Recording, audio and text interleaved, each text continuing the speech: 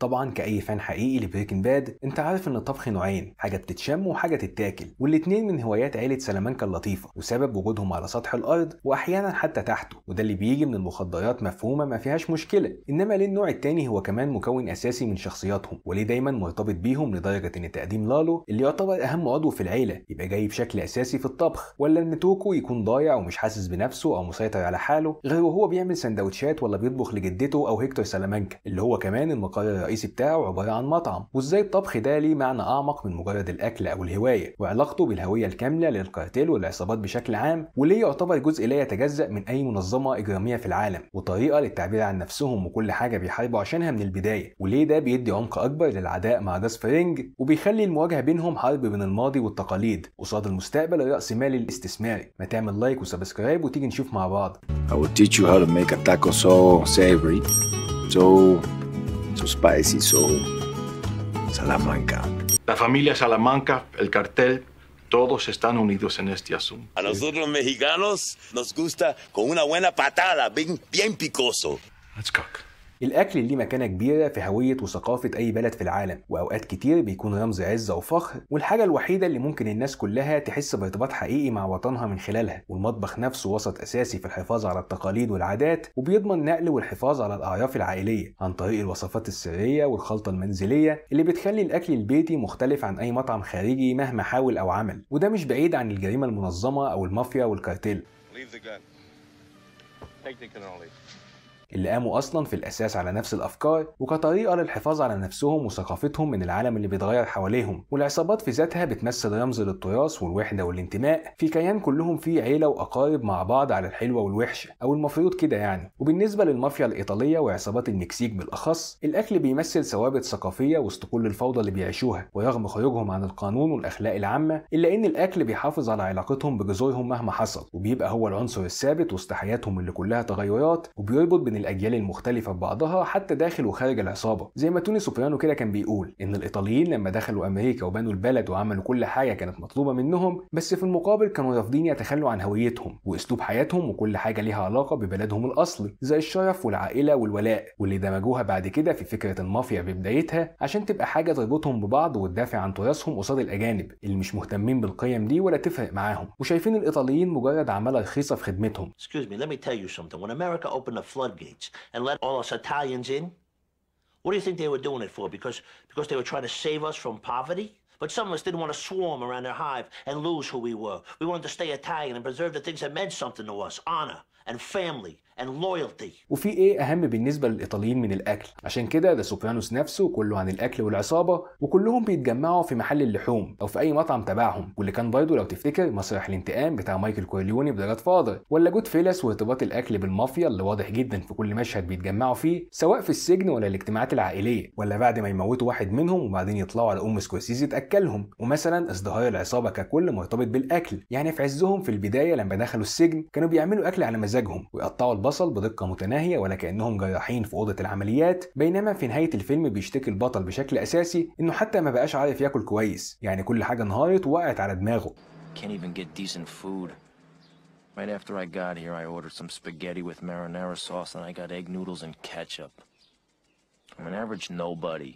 يعني لازم الأكل يجمع بين العصابات دي كلها ويعبر عنهم في أي عمل هتشوفه عن المافيا، سواء في وجبات مشتركة أو وصفات تقليدية أو حتى طقوس مرتبطة بالمطبخ، عشان بيساعدهم يثبتوا هويتهم ويأكدوا وجودهم حتى وهم عايشين في قتل وعنف وخيانة زي ما بنشوف. لكن الأكل هو الثابت الوحيد وسطهم. عيلة سلامانكا بقى تطبيق حرفي للفكرة دي، بل وبتعلي عليها كمان، وأقرب لكيان بيعكس فكرة التراث والهوية الثقافية للعصابات. مثلا أول ظهور لأولاد العم بيوضح قد إيه التقاليد عندهم حاجة مقدسة، لما القتلة المرعبين دول يزحفوا في التراب وسط الناس عشان يوصلوا للقديس الحامي بتاع المدينة، واللي هو مهما كنت مين قدام التراث والتقاليد لكل واحد، وتأثيرها أقوى حتى من الخوف اللي عند الناس من اسم سلامانكا، يعني كلهم سواسية قصاد القديس والعادات. ولما نتكلم عن شعارهم بتاع العائلة كل شيء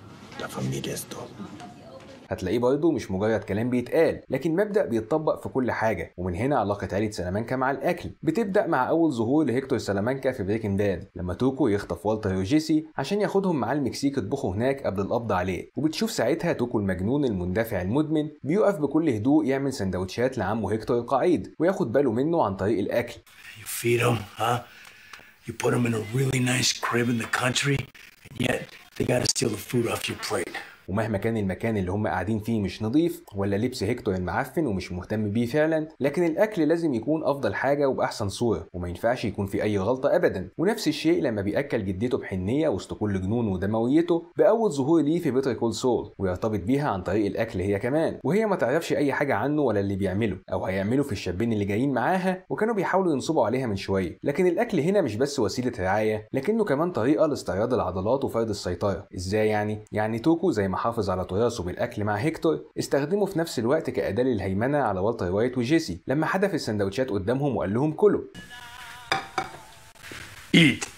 بعكس اللي كان بيعمله مع هيكتور، وكأنه بيقول لهم ان هو المتحكم فيهم ومصيرهم في ايديه، وزي ما بياكلهم يقدر برضه ان هو ياكلهم. وده مش موقف وحيد ولا حاجه حصلت مره واحده، لكن لالو سلامانكا هو كمان استخدم نفس الاسلوب في اول ظهور ليه اللي كان في مطعم هو كمان لو تاخد بالك، وكان واقف بيغني بكل هدوء وهو بيطبخ، بينما كل اللي حواليه مرعوبين وخايفين منه. واضح جدا الالعاب النفسيه اللي مارسها على ناتشو بالذات باستخدام الاكل، لما كان بيقول له عن السندوتشات اللي عملها بكل فخر عشان يبين لاي مدى هو مسيطر وعارف كل حاجه ومش محتاج يستعرض قوته ولا يمد ايده على حد، كفايه البرود والمزاج اللي عمل بيهم الاكل. ورغم ان كلهم كانوا لسه في خطر من اللي بيحصل مع هيكتور ومحدش فاهم الوضع عامل ازاي، وده اصلا كان سبب وصول لالو.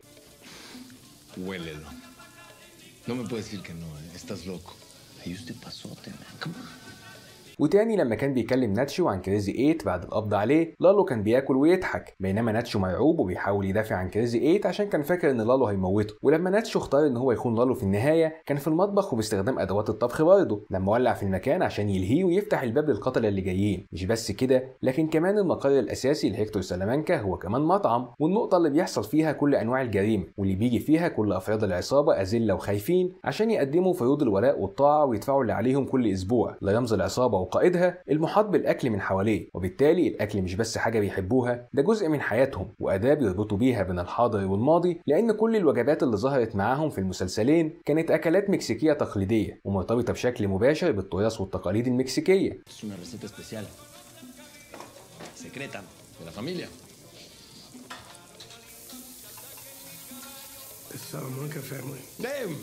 وحتى وهم في أقصى لحظات جنونهم وعنفهم بيحافظوا على الرابط اللي بينهم وبين التقاليد اللي نشأوا عليها، وبيحولوا التقاليد والتراث لأداة عشان تحافظ على سلطتهم، ومهما بعدوا عنها هي معاهم وفاكرين أصلهم وفخورين بيه. ومن هنا رمزية العداء بين العصابات التقليدية والكارتيل مع واحد زي جاس فرينج صاحب مطعم الدجاج، واللي في أصله عبارة عن صدام بين فلسفتين أو مدرستين في الحياة. جاس فرينج اللي بيمثل في أصله كيان رأسمالي مش مهتم بأي حاجة غير المكسب والفلوس من زمان خالص، وهو مش في باله تراث ولا عائلة ولا التاريخ المرتبط بالكارتيل بشكل عام، لانه اصلا مش منهم ولا مكسيكي زيهم. Gustavo es un hombre de negocio brillante. Es el businessman. Qué bien, qué bien. وكان اول واحد عكس التقاليد في تجاره المخدرات المعتادين عليها لصالح الانتقال للمستقبل وطبخ الميثامفيتامين، وده اللي الكارتيل رفضوه واعتبروه اهانه ليهم ولتقاليدهم. عشان كده الدونيلاديو اتضايق وموتوا ماكس. ¿Por qué tengo que hacer negocio con un hombre que me falta respeto؟ لغايه ما شافوا المكاسب الضخمه ليه واضطروا يتاقلموا بعد كده. وده على فكره كان نفس مشكلتهم مع هايزنبرج، لو تفتكر الاغنيه المكسيكيه عن الاحترام وزي هايزنبرج ما قدمش ده ليهم.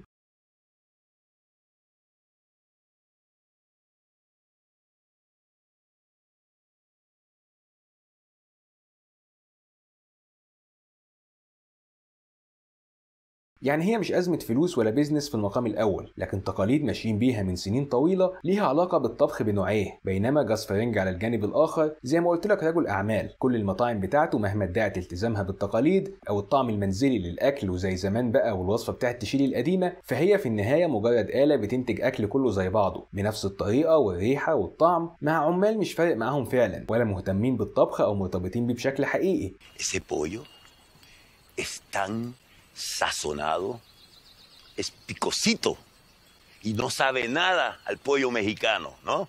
Bueno, es una receta que aprendí en Chile, pero la modifiqué un poco para el gusto mexicano. وبالتالي فهو ضد الكارتيل في كل حاجة ولازم يكرهوه، والاختلاف ده بيعكس فلسفتهم في الحياة والشغل، لأن عيلة سلامانكا الأكل بالنسبة ليهم زي ما قلنا طريقة للتعبير عن نفسهم أو وسيلة لإظهار قوتهم بطابع شخصي ليه هوية خاصة بكل واحد منهم. وده كمان واضح في المطعم بتاع هيكتور اللي قلنا عليه، مكان ممكن يكون أي مكان تاني وعادي مش هتفرق يعني، لكن عشان يبقى زي جاس بالظبط في كل حاجة، لكن كل واحد منهم بيستخدمه بشكل مختلف. جاس في لوس بويوس هيرمانوس بيستخدم الأكل عشان يخبي حقيقته ويظهر قدام الناس بصورة مثالية كإنسان انسان آلي بيرفكت، كل حاجه فيه منظمه ومنمقه، وكل شيء لازم يكون مظبوط بالدقيقه. I'm supporting my community.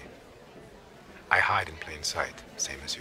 فالمطعم بيشتغل بكفاءة منقطعة النظير، بيقدم وجبات بجودة عالية في بيئة نظيفة محترفة ما فيهاش أي مجال للتجاوز، وهي نفس طريقته في التعامل مع الطبخ التاني، عايز دايما الأفضل مهما كان الخطر في التعامل معاه. وزي ما مايك قال كل حاجة كانت ماشية زي الساعة لغاية ما والتر وايت بوظ الدنيا. We had a good thing, you stupid son of a bitch. We had Fring. We had a lab. We had everything we needed. It all ran like clockwork. ووسط كل ده مفيش أي مجال أو مكان حقيقي للعائلة أو التقاليد، مفيش قديس حامي ليه ولا رابط حقيقي مع اللي شغالين تحته، وكل حاجة مجرد بيزنس فقط لا غير. مفيش شرف ولا مجد ولا دفاع عن نفسهم ضد العالم أو حفاظ على الثقافة، وعلاقته بالمطبخ زي علاقة الحمام كده، بتقضي حاجتك وتطلع، مش بتفكر فيه ولا مهم إلا بقدر المستفاد منه. بينما هيكتور سلامانكا مطعمه هو رمز العصابة، ومكان بيتأدب فيه أي حد يتجاوز الاحترام أو التقاليد، ومش مهتم بمنظره أو الجودة ولا أي بتنجان. واللي واقف بيطبخ راجل كبير مش مهتم بنفسه، وتعامله في الأكل ببساطة بيتلخص في إنه قلل في الدقة وزود في العشوائية زي الأكل الشعبي اللي في الشارع. لأن الهدف منه دايما إرضاء رغباتهم البدائية، مش خدمة حد ولا حتى القريبين منهم بشكل خاص. وفي النهاية ده بيضيف عمق للصراع بين جاس فرينج وهيكتور سلامانكا، في إنه مش بس على مصلحة ولا فلوس، لكنه حاجة أعلى من كده وليها علاقة بالخلفيات الثقافية ليهم هما الاتنين. زي ما هيكتور كان بيقول على جاس إنه إياك تثق في حد من أمريكا الجنوبية.